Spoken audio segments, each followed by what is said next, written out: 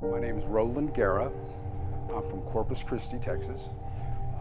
I've been incarcerated 7 years. Spent almost 5 of the past years here at the Darrington unit in the seminary program. My story is really one of loss. I lost a lot, and so I didn't really know how to handle that. I think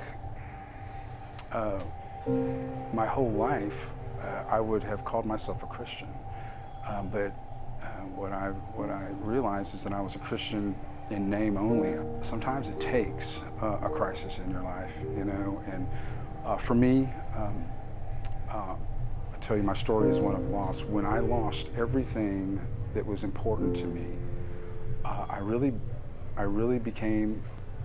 was on the verge of becoming very, very desperate. And I had nowhere to turn.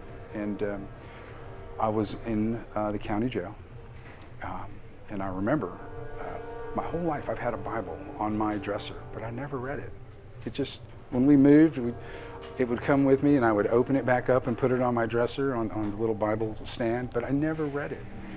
So one day, I just took my Bible and I opened it, and I was in my cell by myself, and it opened to the book of, tried to hit the middle, and it opened up to the book of Job.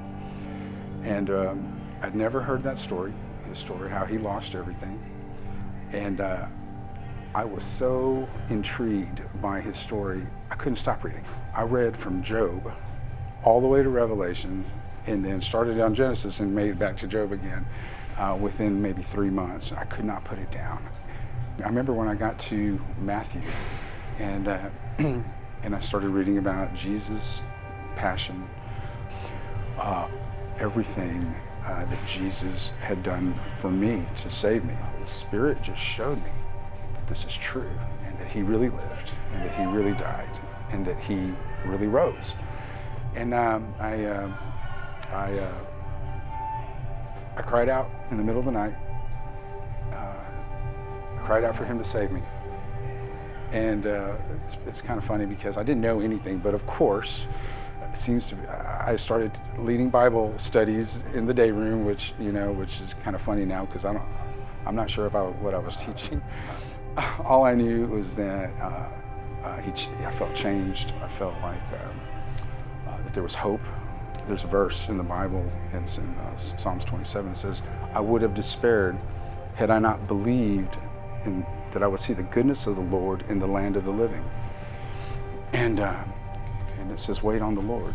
Even when I found the Lord, I knew I was facing a long sentence.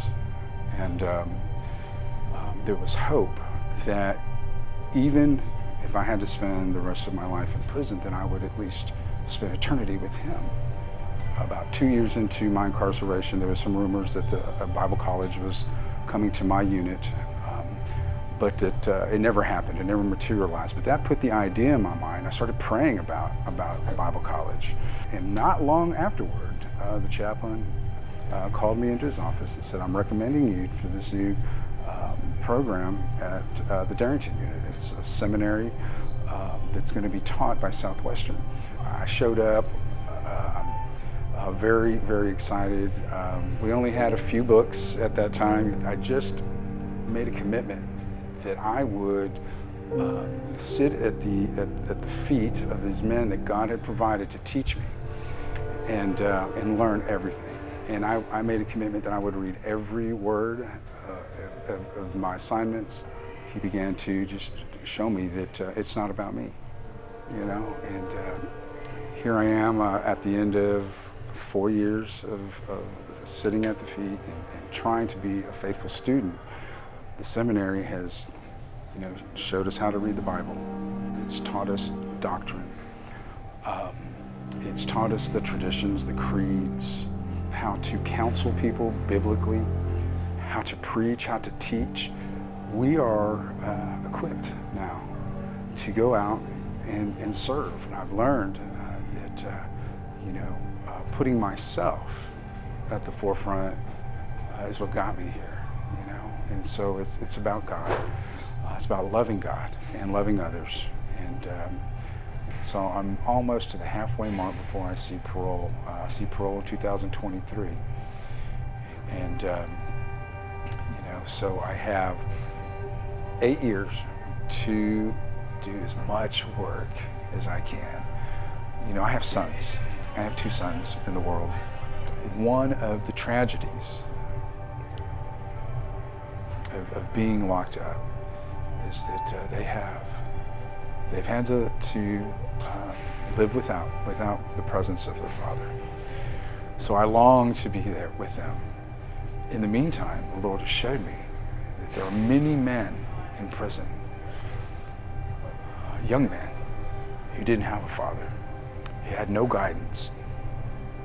The idea of a man coming here and going back out and coming back sickens me. I don't ever want that to happen.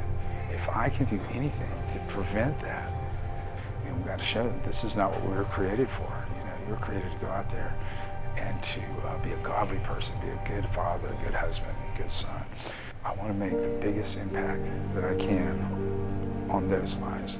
At the same time, through letters and visits, I can be a light to my sons, for them to be able to see their father worshiping the God of creation.